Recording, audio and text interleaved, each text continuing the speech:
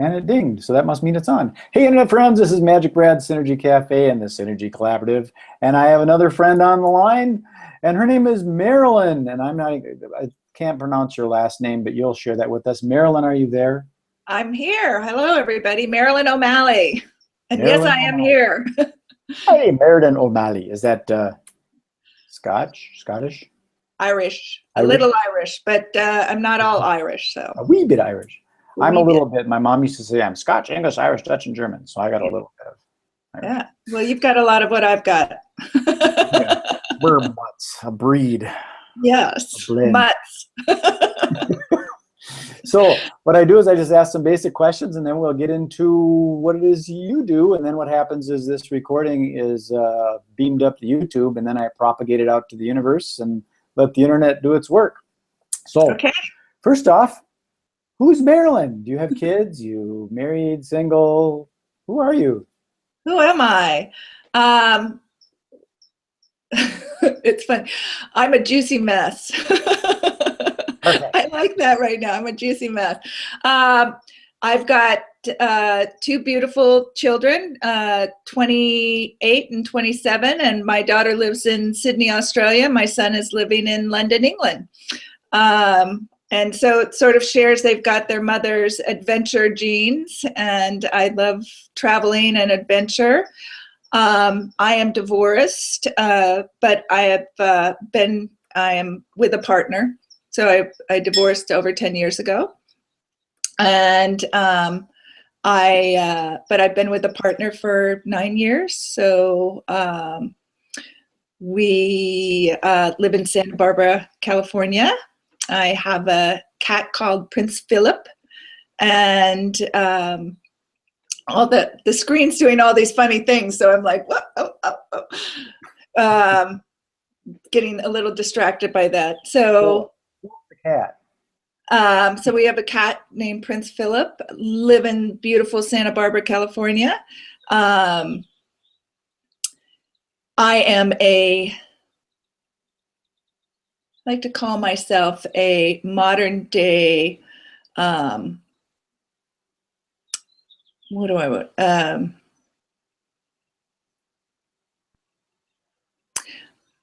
I'm a healer. That's all encompassing. That's perfect. So that leads into the next question of what is it that you do? And I know that I read some of the stuff that you do, the EFT, the emotional freedom technique, the tapping thing, and I've got some friends that do that, and it's pretty fascinating stuff. Yeah. So I work with highly sensitive and creative entrepreneurs and professionals who are hiding out, who, the people that are really here, the healers, the authors, the innovators, the pioneers, all those people that have an incredible sense of what's going on in the world, are very sensitive, can see all the nuances, that know how to fix things that others don't even see, know how to make people feel better in ways that people don't even understand that they, for themselves, and that have at one time in their life not felt safe being themselves.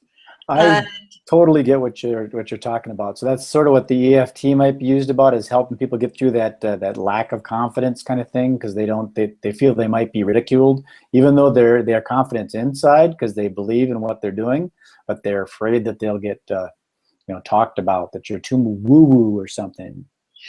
Right, that you're on the edge, and it's that the universe is calling all those people now to step forth, and so I am like the coach behind Oprah. It's like, what? I'm not going to be doing that. Yeah, you are.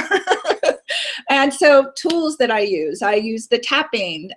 Tapping is emotional freedom technique.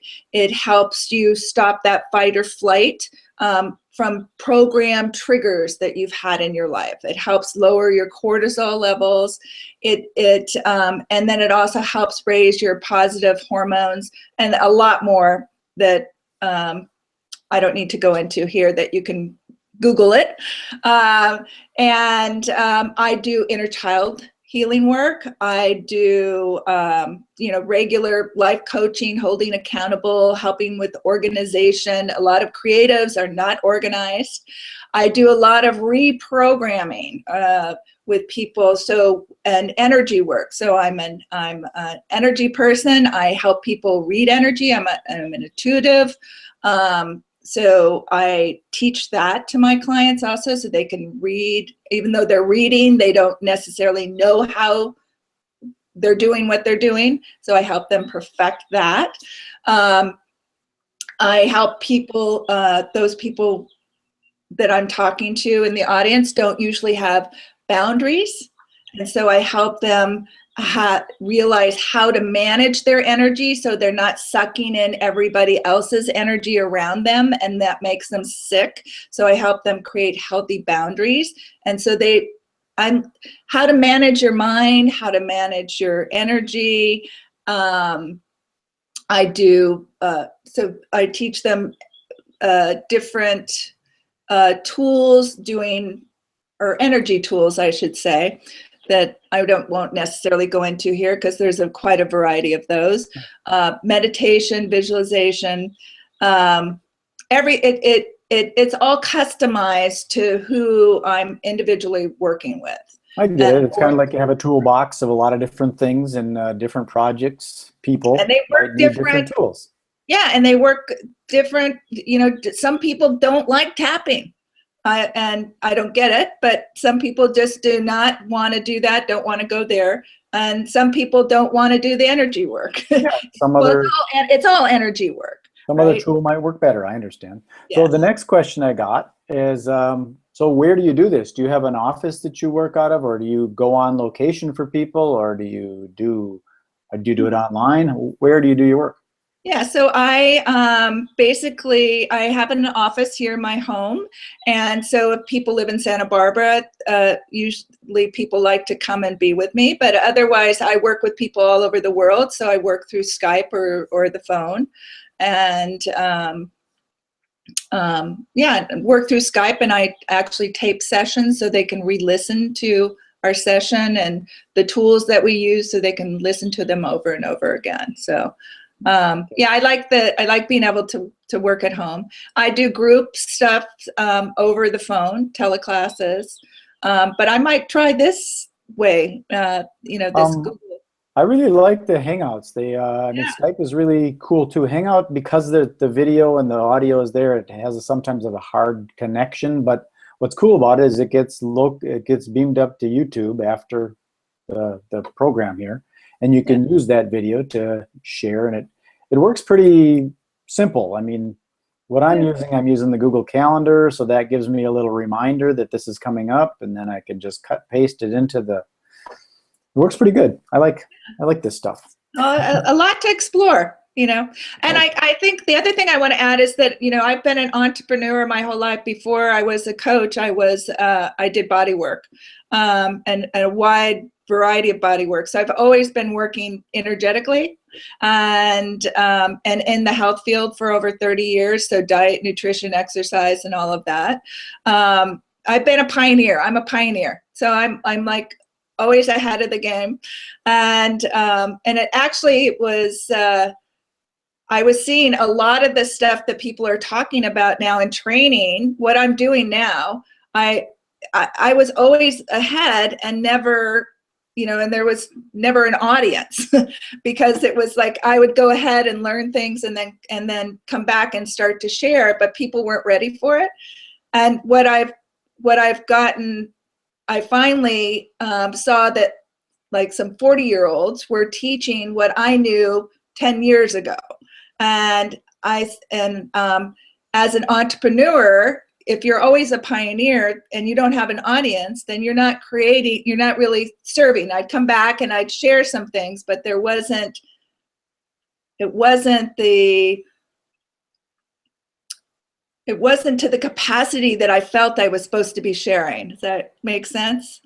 Sure. With the internet these days, the nice thing is you can really get some stuff out there, but I can resonate with you on how because a lot of times I'm ahead of schedule too. I was doing fax on demand stuff, and I used to save my computer database on cassette tapes way the heck back there. Yeah, yeah. Well, it was like, when I was intuitive as a young kid, and I would have ideas or I would start to talk about it, people would be like, what the hell why are you thinking these things? Why are you, and I was just like, what?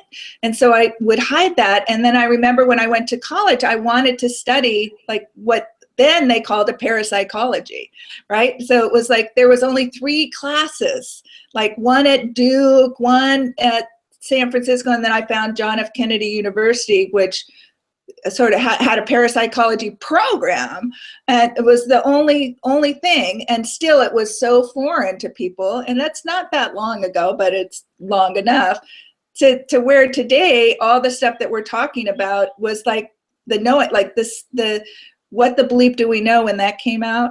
Yep.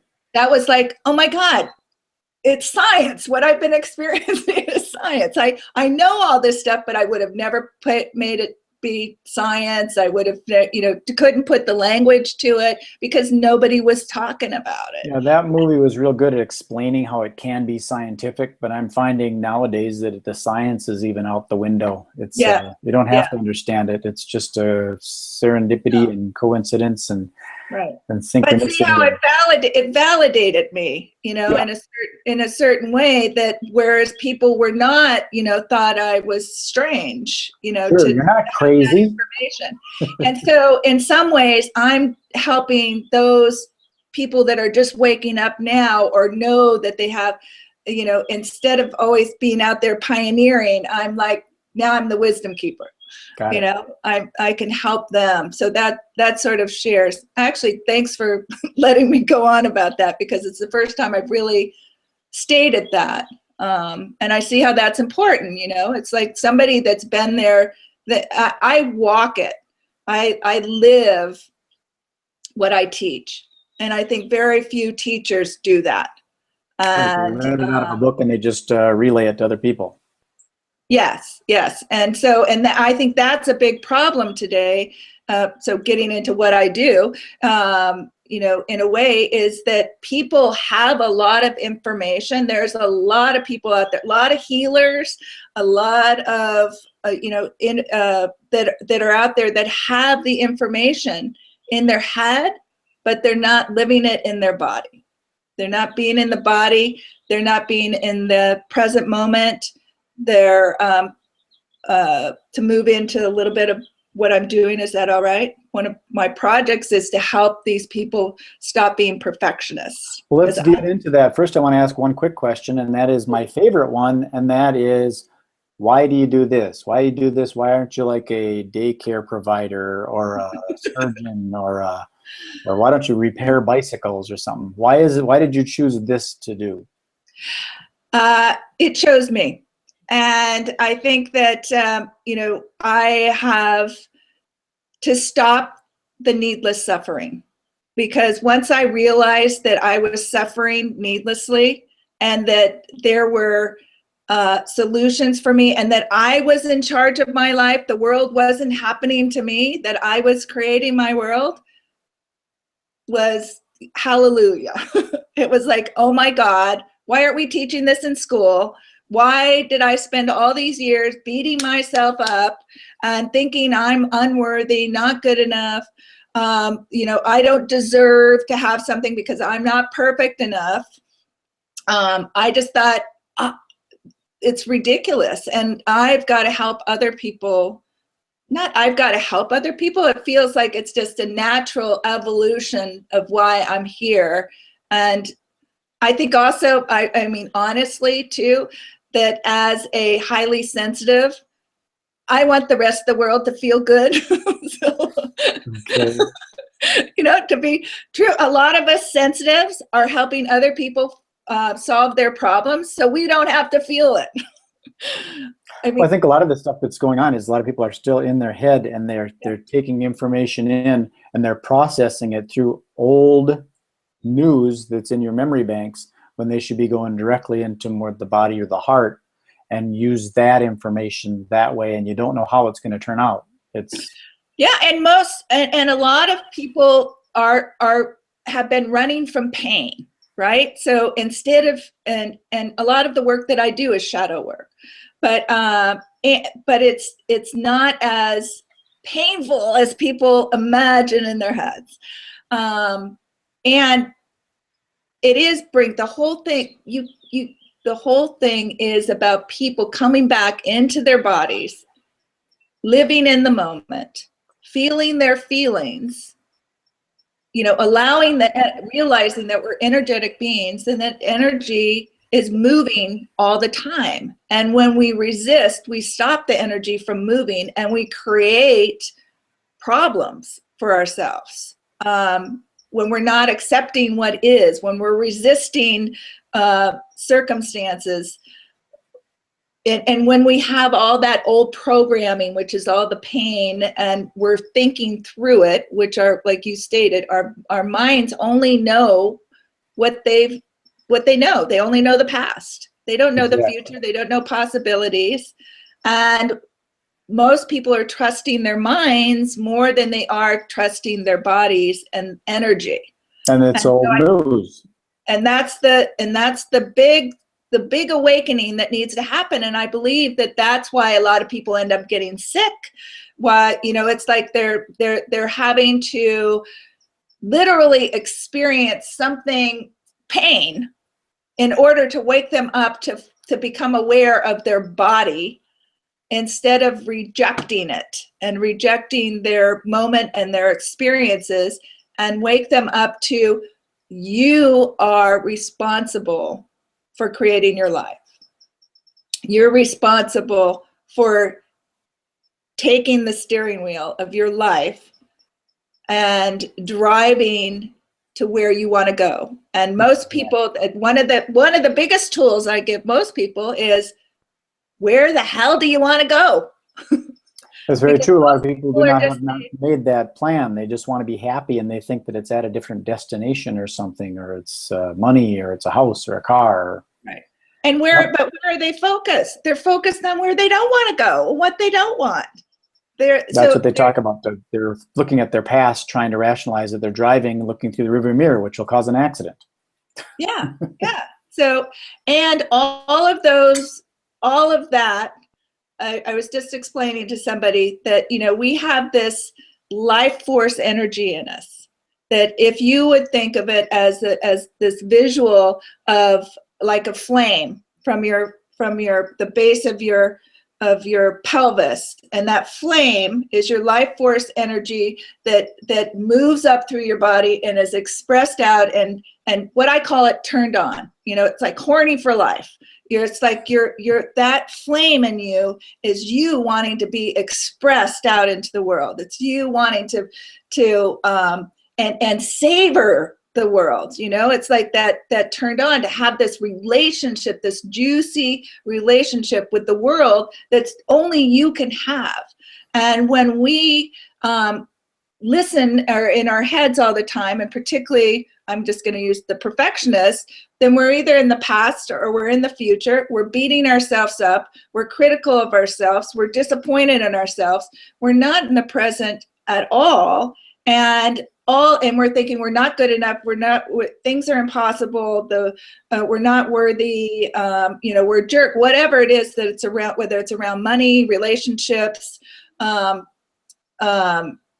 health, all of those things that are important to us.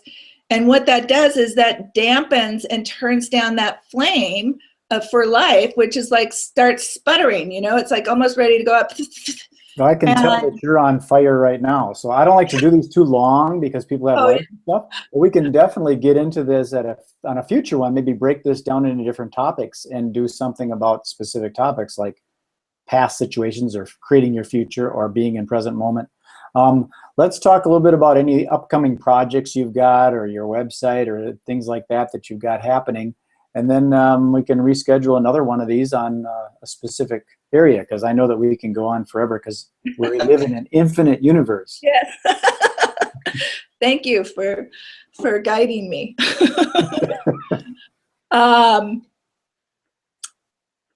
So projects I'm working, basically, what I really do is I work one-on-one.